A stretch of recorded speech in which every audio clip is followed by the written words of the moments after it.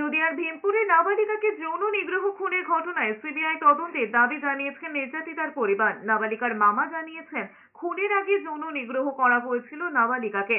পাশাপাশি যেভাবে মৃতদেহ মাটিতে পোঁতা হয়েছে তা কখনোই একার পক্ষে সম্ভব নয়। কিন্তু এখনো পর্যন্ত পুলিশ মাত্র একজনকেই গ্রেফতার করেছে, যে কারণে পুলিশি তদন্তে গাফিলতি দেখা যাচ্ছে। পুলিশি তদন্তে তারা খুশি নন, সেই কারণে সিবিআই তদন্তের দাবি জানাচ্ছেন তারা।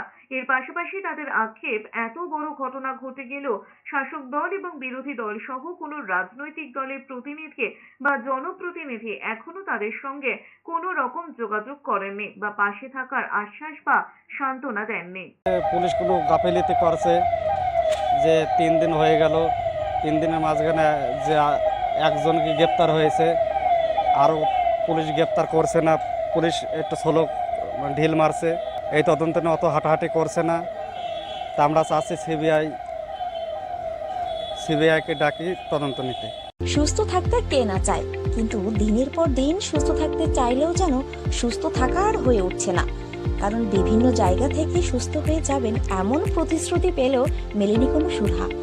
আপনি ভাবছেন কোথায় যাবেন, কিভাবে সুস্থ থাকবেন, এমন নানা প্রশ্নের সম্মুখীন হচ্ছেন।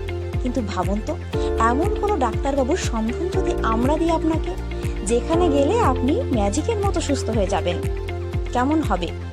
হ্যাঁ, আপনি ঠিকই শুনেছেন, চিন্তার কোনো কারণ নেই। সেই সন্ধান দেব আমরা আপনাকে। কথায় আছে, ডাক্তার হলো ভগবান, তবে সেই ভগবানের সন্ধান কজন পায়? আজ আমরা এমন একজন ডাক্তারবাবুর অর্থাৎ ডক্টর সন্তুদের সঙ্গে পরিচয় করিয়ে দেব, যেখানে রোগী ম্যাজিকের মতো সুস্থ হয়ে যান। এটা কোনো গল্প নয়, এটাই বাস্তব।